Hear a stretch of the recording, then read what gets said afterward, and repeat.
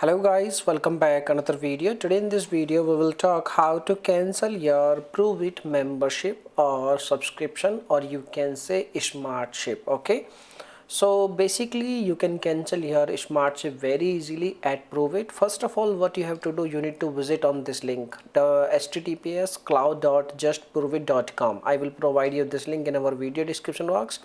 Once you are on this page, you need to log in into your account, and once you logged in, you need to tap on manage SmartShip option and then click manage and then profiles. Okay, and then you can select cancel. Click in the cancel button, shipment area, and the button is like in the you guys like purple, will turn the purple to confirm the confirmation. Okay, and then you need to click on verify, okay, and finalize the cancellation, and you need to follow the prompts and you can cancel your membership. Okay, and if you are facing any issue, if you are not a technical person, so how you can cancel?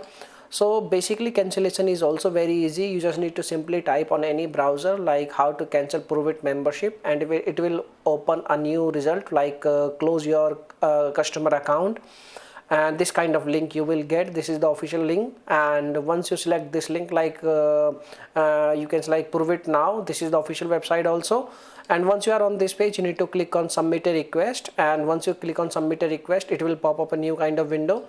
In this window you need to select from drop down menu like something else, and once you select something else, you need to provide your email address, which is your registered email address, your full name, your name, username if you know your username, and your description. And what is the description? In the description you need to provide your subscription detail related, you can like information like why you want to cancel your subscription, and your subscription or membership ID, subscription starting date, end date.